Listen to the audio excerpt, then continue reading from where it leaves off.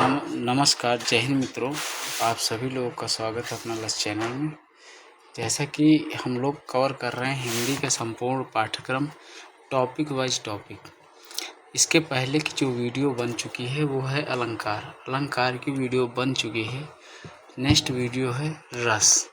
तो आइए आज हम पूरा जो है संपूर्ण रस के बारे में देखेंगे। एक बार पूरा देखेंगे क्या क्या पढ़ेंगे। सबसे पहले रस देखेंगे। रस में जो है विभाव, अनुभाव और विभाव के बाद अनुभाव देखेंगे और इसके बाद व्यभिचारी और संचारी भाव। इसके बाद श्रृंगार रस के बारे में जानेंगे और उसके बाद करुण रस हो गया।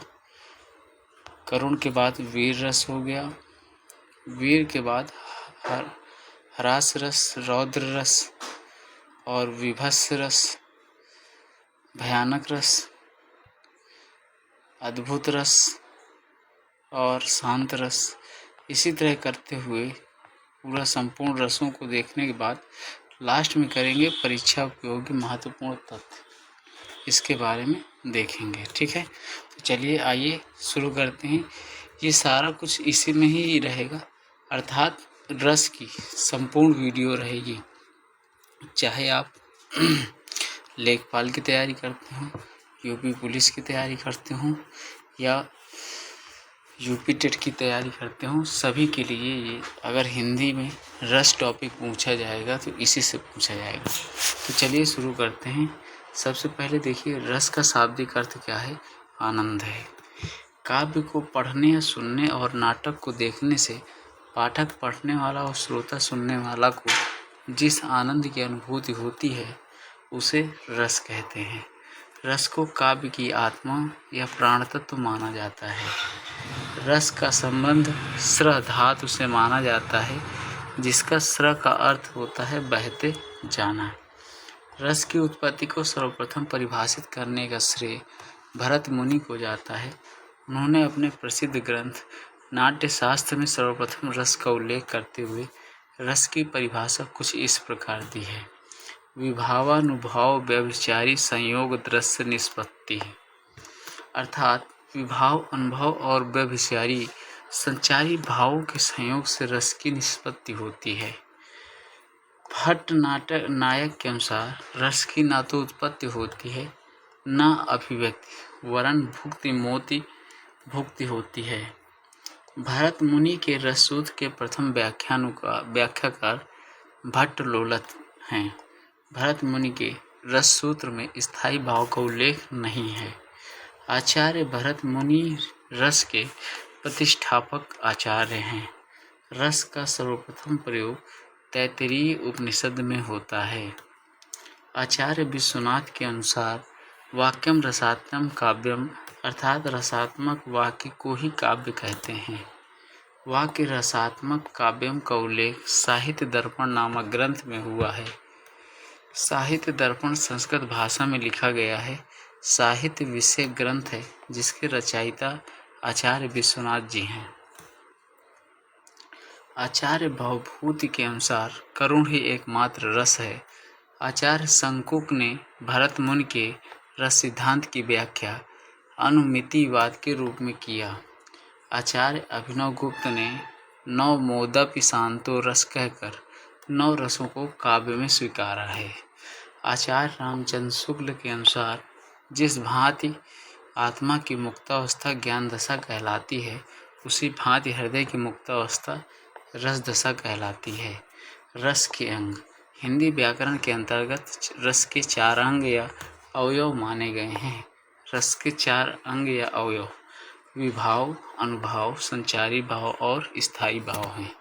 विभाव के 2 भेद होते हैं, आलंबन विभाव और उद्दीपन विभाव। अब देखते हैं सबसे पहले विभाव, जो व्यक्ति, पदार्थ अथवा अन्य किसी तत्व किसी अन्य व्यक्ति के हृदय में भावों को जगाते हैं, उन्हें विभाव कहते हैं। विभाव ही स्थायी भावों को अनुभूति योग्य बनाता है। विभाव का शाब्दिक अर्थ कारण होता है, अर्थात स्थायी भाव के उत्पत्ति के कारण को विभाव कहते हैं। विभाव के 2 भेद होते हैं, पहला होता है आलम्बन विभाव, जिसका सहारा पाकर स्थायी भाव जगते हैं, उसे आलम्बन विभाव कहते हैं। जैसे नायक और नायिका। आलम्बन विभाव के भी दो भेद देखने को मिलते हैं, आश्रयालम्बन या आश्रय, विषयालम्बन या विषय। जिसके हृदय या मन में भाव जगे उसे आश्रयालम्बन तथा जिसके लिए या जिसके कारण हृदय या मन में भाव जगे उसे विषयालम्बन कहते हैं। उदाहरण, यदि राम के मन में सीता के लिए रति का भाव जगता है तो यहाँ राम आश्रयालम्बन होंगे, जबकि सीता विषयालम्बन, क्योंकि यहाँ राम के हृदय या मन के भाव उत्पन्न हो रहा है जिसका विषय सीता है। चूँकि भाव उत्पन्न होने के कारण सीता है, इसलिए सीता विषयालम्बन होंगी। उद्दीपन विभाव, जिन वस्तुओं या परिस्थितियों को देखकर स्थायी भाव उद्दीप्त या तीव्र होते हैं या होने लगते हैं उसे उद्दीपन विभाव कहते हैं। जैसे चांदनी रात, नायक नायिका की शारीरिक चेष्टाएं, एकांत स्थान, कोयले की आवाज़, उद्यान, युद्ध के बाजे, गर्जना तर्जना आदि। निष्ठ है अनुभाव। अनुभाव दो शब्दों अनुधर्म भाव के मेल से बना है, जिसमें अनु का अर्थ है बाद में एवं भाव का अर्थ है विचार, अर्थात अनुभाव भावों के बाद उत्पन्न होते हैं। भावों का अनुसरण या अनुकरण करने वाले, मनोभाव को व्यक्त करने वाली शारीरिक एवं मानसिक चेष्टाएं अनुभाव कहलाती हैं। अनुभाव मुख्यतः 4 प्रकार के होते हैं: कायिक या काया या शारीरिक अनुभव, सात्विक अनुभव, वाचिक अनुभव, आहार्य अनुभव। कायिक अनुभव, कायिक शब्द काया से मिलकर बना है, जिसका अर्थ है शरीर, अर्थात किसी विषय को देखकर की जाने वाली शारीरिक क्रियाएं, कलाप, चेष्टाएं कायिक अनुभव कहलाती हैं।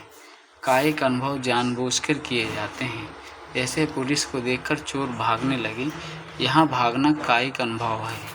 सात्विक अनुभव, आश्रय, जिसके मन में भाव उत्पन्न हो के अंदर उत्पन्न होने वाले ऐसे विचार अथवा भाव जिसे वह महसूस तो हृदय से करता है, लेकिन उसका प्रभाव उसके बाह्य शरीर पर दृष्टिगोचर होता है। ऐसे अनुभव को सात्विक या मानसिक अनुभव कहते हैं। सात्विक अनुभव स्वतः उत्पन्न होते हैं। भरत मुनि के अनुसार सात्विक अनुभवों की संख्या 8 है।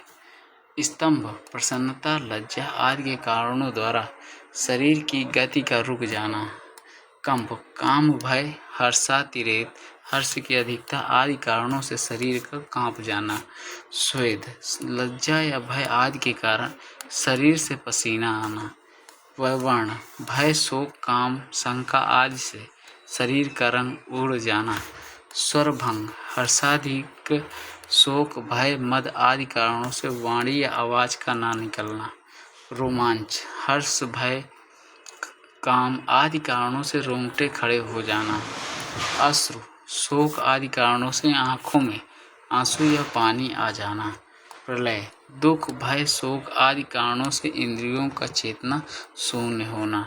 वाचिक अनुभव, वाचिक शब्द वाक्य से बना है, जिसका अर्थ होता है कथन, अर्थात विषय को देखकर आश्रय मुख से जो कुछ भी बोलता है वह वाचिक अनुभव कहलाता है। शेर को देखकर सभी चिल्लाने लगे, अतः इस वाक्य में चिल्लाना वाचिक अनुभव है। आहार्य अनुभव, आहार्य का शाब्दिक अर्थ है वेशभूषा, अर्थात विषय को देखने के बाद आश्रय के वेशभूषा, पहनावे अथवा उसके शारीरिक हाव भाव में जो परिवर्तन स्वतः होता है आहार्य अनुभव कहलाता है। ऐसे शेर को देखकर राहुल भागने लगा। इस भाग दौड़ में उसका मोबाइल गिर गया, पैरों से चप्पल निकल गए, झाड़ियों में गिरने से उसके कपड़े फट गए। उपर्युक्त वाक्य में मोबाइल गिरना, चप्पल निकालना, कपड़े फटना आदि आहार्य अनुभव है। व्यभिचारीय संचारी भाव, जो भाव हृदय या मन में अल्पकाल तक संचरण करने चले जाते हैं उन्हें व्यभिचारीय संचारी भाव कहते हैं। इनकी संख्या 33 है। छल नामक 34वां संचारी भाव मानने वाले आचार्य कपिदेव हैं। हर्ष, विषाद, त्रास, भय, लज्जा, ग्लानि, दैन्य, असूया, दूसरों के उत्कर्ष को देखकर ईर्ष्या करना। अमर्ष, विरोधी का कुछ न कर पाने के बाद यह भाव उत्पन्न होता है। चिंता, मोह, गर्व, उत्सुकता, श्रम, चपलता, दीनता, जड़ता, आवेग, निर्वेद, घृति, मति, विबोध, मद, उग्रता, आलस्य, निंदा, स्वप्न, स्मृति, अविद्या, अपस्मार, मरण, व्याधि, उन्माद। रस एवं स्थायी भाव। स्थायी भाव का मतलब प्रधान होता है, प्रधान भाव है। स्थायी भाव मानव मन में बीज रूप में चिरकाल तथा अचंचल होकर निवास करते हैं। ये संस्कार या भावना के द्योतक हैं।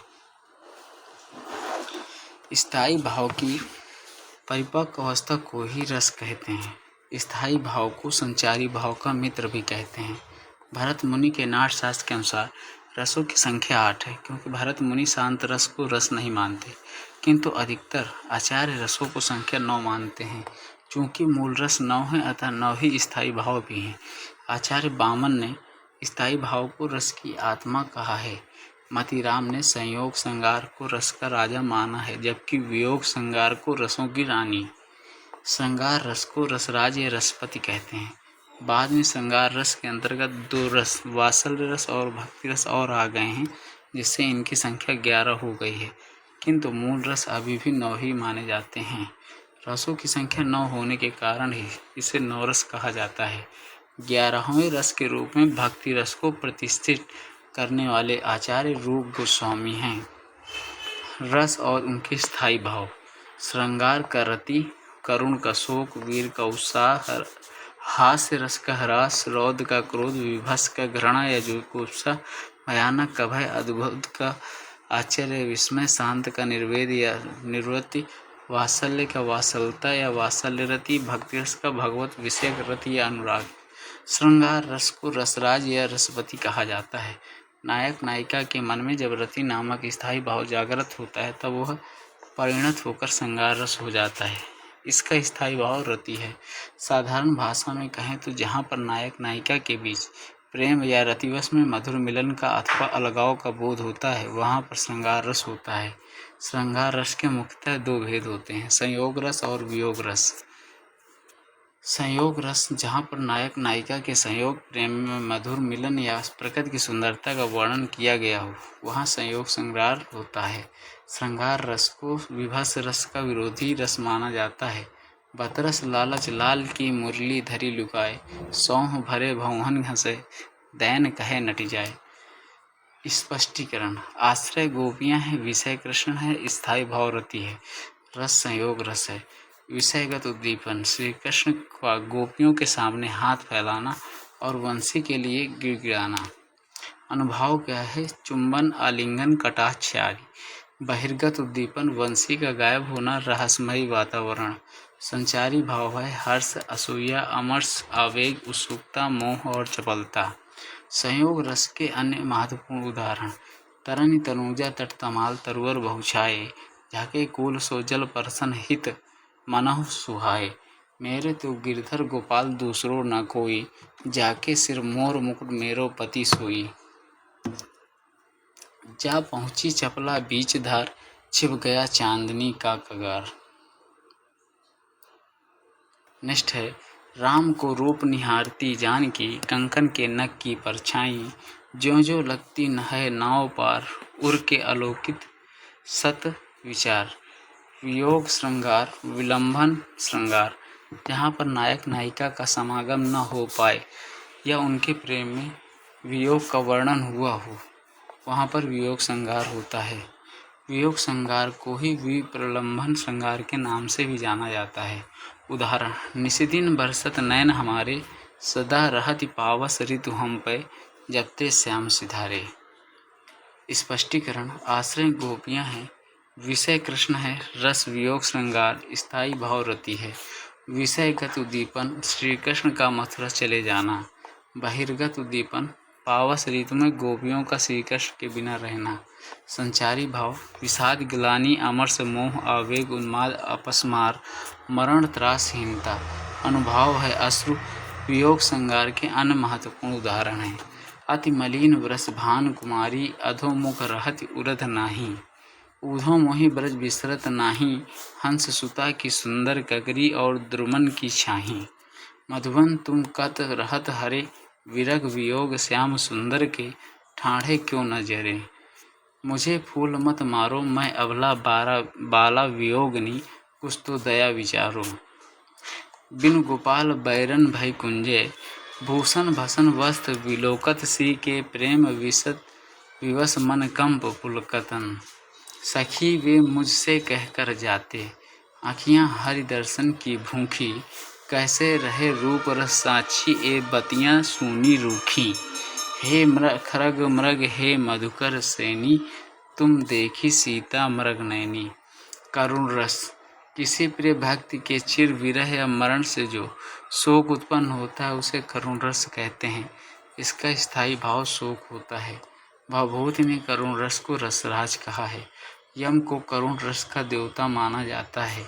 साधारण भाषा में कहें तो किसी अपने का विनाश या वियोग या प्रेमी से सदैव के लिए बिछुड़ जाने या दूर चले जाने से जो दुख या वेदना की अनुभूति उत्पन्न होती है उसे ही करुण रस कहते हैं।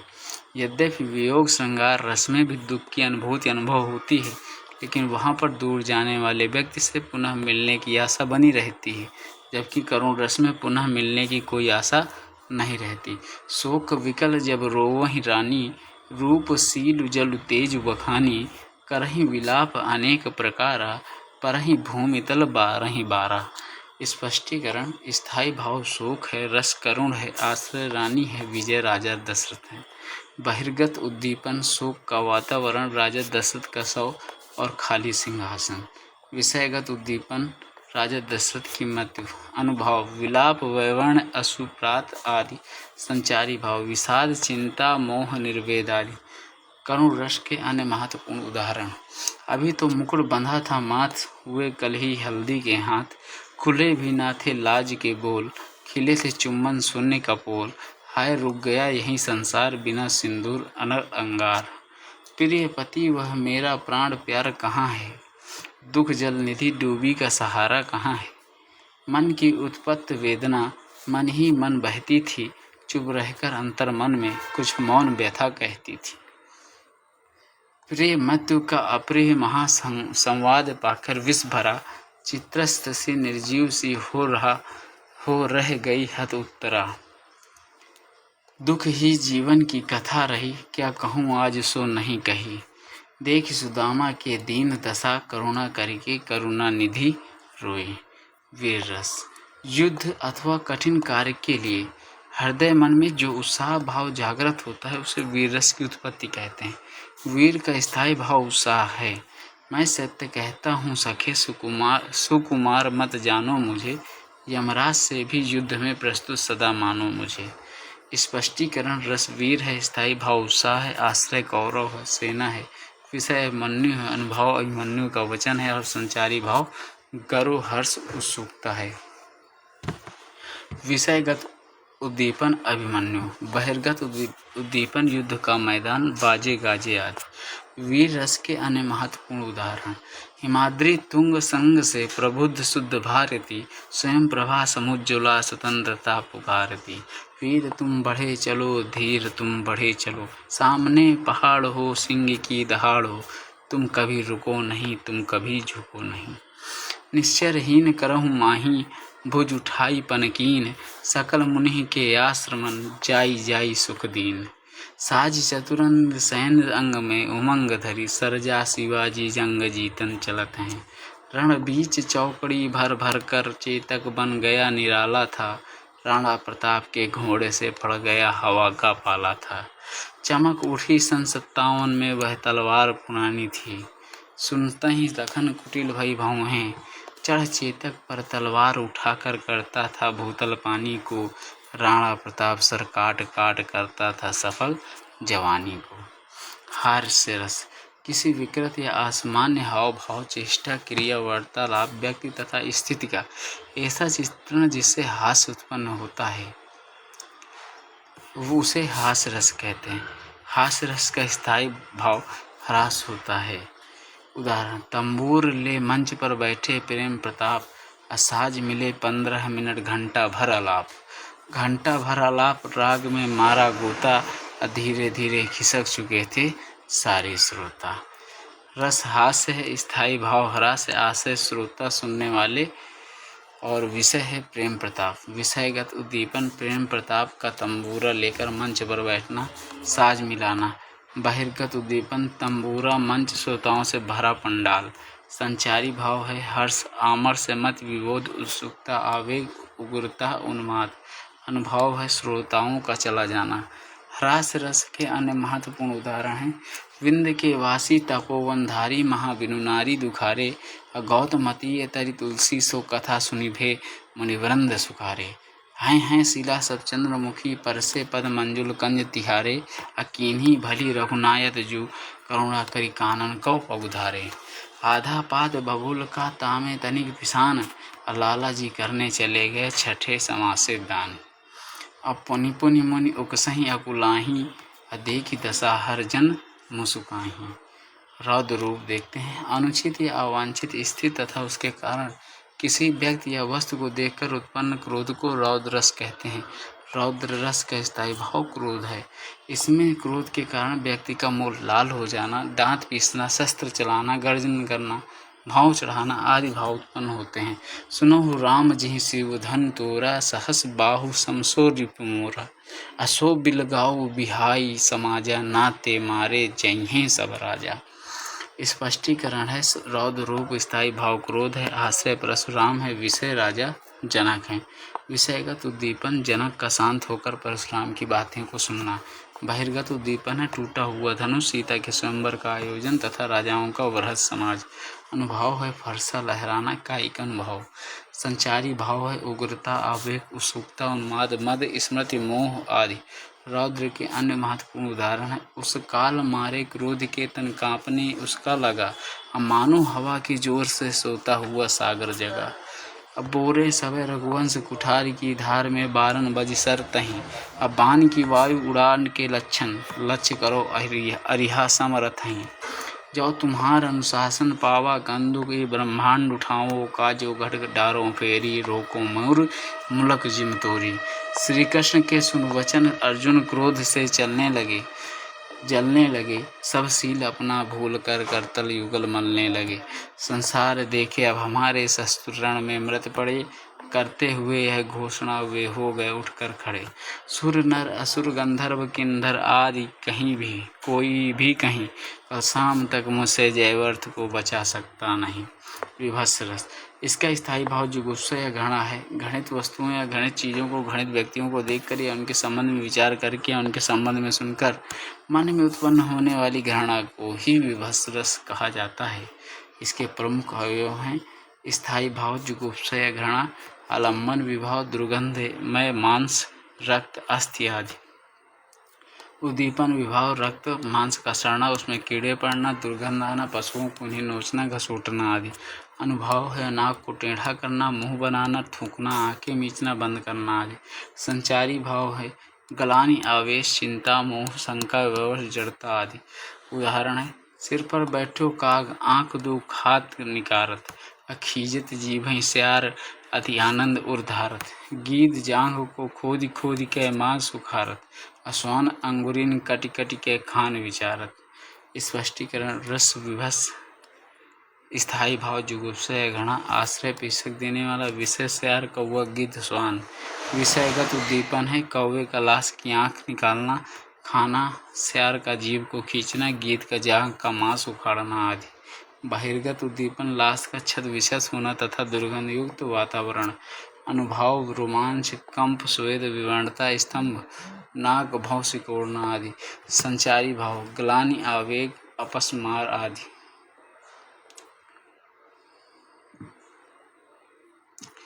विभत्स रस के अन्य महत्वपूर्ण उदाहरण जहाँ तहाँ मज्जा मांस रचिर लकी परत बगारे, जित जित छिटके हाड़ सेत कहूँ कहूँ रतनारे। फाड़ी नयन सौ आतनड़ी, रुधिर मवाद निकारी, अलेपित अपने मुख पे हरस प्रेतगन नारी।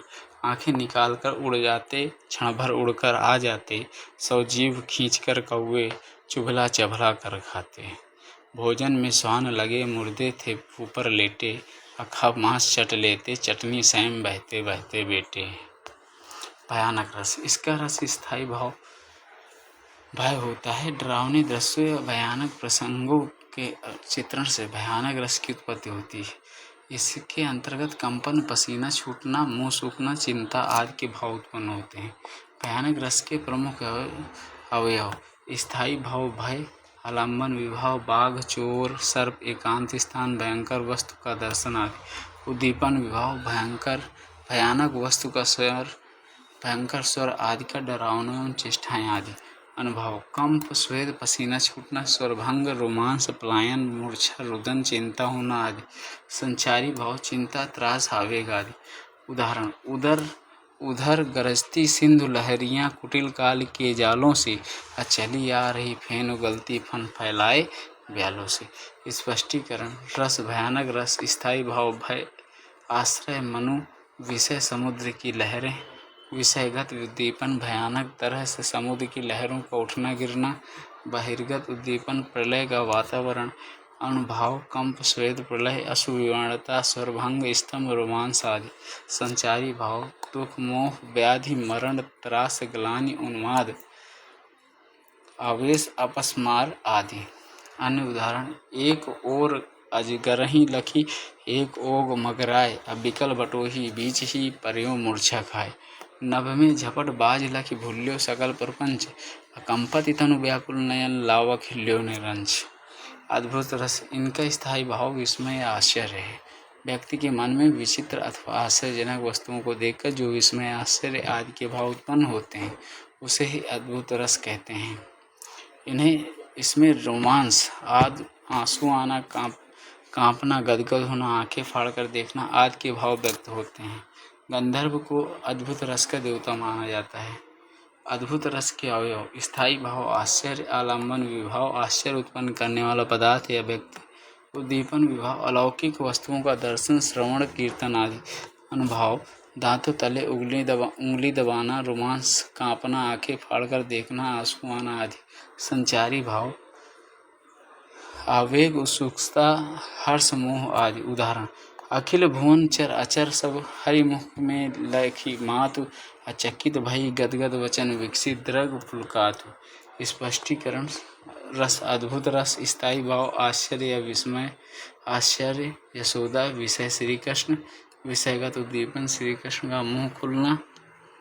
बहिर्गत उद्दीपन श्री कृष्ण के मुंह में संपूर्ण ब्रह्मांड का दिखाई पड़ना। अनुभव स्तंभ, रोमांस, स्वर, भय आदि। संचारी भाव उत्सुकता, हर्ष, मोह, आवेग, उन्माद, अपस्मार आदि। अन्य उदाहरण: यहाँ वहाँ दुई बालक देखा, मति भ्रम मोर की आन विशेषा, देख राम जानकी अकुलानी, प्रभु हंस दीन मधुर मुस्कानी। राग है कि रूप है कि रस है कि जस है कि तन है कि मन है कि प्राण है कि प्यारी है, देख रावा मातहि निज अद्भुत रूप अखंड, रोम रोम प्रति लगे कोटि कोटि ब्रह्मांड।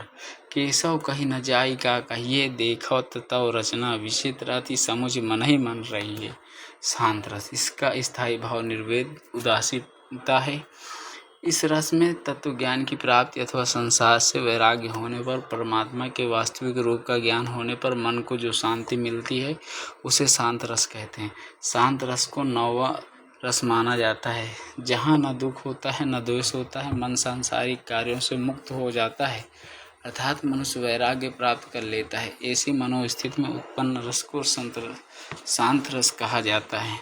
जन्म मरण से भय, वैराग्य तत्वों और शस्त्रादि के चिंतन से उत्पन्न होने वाले रस को शांत रस कहते हैं। शांत रस के अवयव: स्थायी भाव निर्वेद, आलम्बन विभाव परमात्मा चिंतन एवं संसार की क्षण भंगुरता। उद्दीपन विभाव सत्संग, तीर्थ स्थलों की यात्रा, शास्त्रों का अनुशीलन, जरा, मृत्यु, रोग, शोक। अनुभव पूरे शरीर में रोमांस, पुलक, अश्रु आदि। संचारी भाव हर्ष, स्मृति, ग्लानि, निर्वेद, उद्वेग, घृति, मति, विबोध आदि। उदाहरण: गुरु गोविंद दोऊ खड़े, काके लागों पाए, अब बलिहारी गुरु आपने, गोविंद दियो बताएं। स्पष्टीकरण: रस है शांत, स्थायी भाव निर्वेद, आश्रय कबीरदास, विषय गुरु। विषयगत उद्दीपन गुरु के द्वारा ईश्वर प्राप्ति का मार्ग बताना। बहिर्गत उद्दीपन गुरु गोविंद की तुलना। अनुभव गुरु के चरण स्पर्श करना। संचारी भाव उत्सुकता, विबोध, मत, आवेग आदि। शांत रस के कुछ अन्य महत्वपूर्ण उदाहरण मन रे तन कागज का पुतला, लागे बूंद बिनस जाए छिन में, गर्व करें क्यों इतना, गर्व करे क्या इतना। जब मैं था तब हरि नहीं, अब हरि है मैं नाही, सब अंधियारा मिट गया जब दीपक देखा माई। जहाँ तुम सुमति तहाँ संपत्ति नाना, जहाँ कुमति तहाँ विपत्ति निदाना। अब लो नसानी अपना न सही कबहू को हो यही रहनी रहियो, श्री रघुनाथ कृपाणु कृपा ते संत सुभाव गहे हों। जथा लाभ संतोष सदा काहू सो कछ न चाहेंगो, परहित निरत निरंतर मन क्रम वचन नेम निभोंगो। वात्सल्य रस, इसका स्थायी भाव वात्सल्य रस या वात्सलता है। माता पिता अपने बच्चों के प्रति प्रेम, बड़ों का बच्चों के प्रति प्रेम, गुरुओं का शिष्य के प्रति प्रेम आदि स्नेह कहलाता है। यही स्नेह का भाव वात्सल्य रस कहलाता है। वात्सल्य रस के स्थायी भाव वात्सल्यता या वात्सल्य रति, आलम्बन विभाव, पुत्र शिशु एवं शिष्य आदि, उद्दीपन विभाव, बालक की चेष्टाएं तुतलाना हट करना आदि, अनुभाव, स्नेह से बालक को गोद में लेना, आलिंगन करना, थपथपाना, प्यार से सिर पर हाथ फेरना आदि, संचारी भाव, हर्ष गर्व चिंता मोह आवेश आदि। उदाहरण, किलकत कान घुट रुवन आवत, मणिमय कनक नंद के आंगन, बिंब पकड़िबें धावत। अकेला की हसत राजा द्वय दतियाँ, पुनि पुनिति अवगाहत। स्पष्टीकरण देख लेते हैं। रस है वात्सल्य रस, स्थायी भाव वात्सल्यता या वात्सल्य गति, आश्रय है यशोदा माँ, विषय श्री कृष्ण, विषयागत उद्दीपन श्री कृष्ण के का घुटनों के बल बैठ जाना, बहिर्गत उद्दीपन हंसना, बिंब या छाया पकड़ने के लिए दौड़ना तथा अपने दांतों को मड़ियों के आंगन में ढूंढना। अनुभव है अनुभाव, रोमांस, स्वर भाव, भंग आदि। संचारी भाव, उत्सुकता मोह हर्ष आवेग आदि।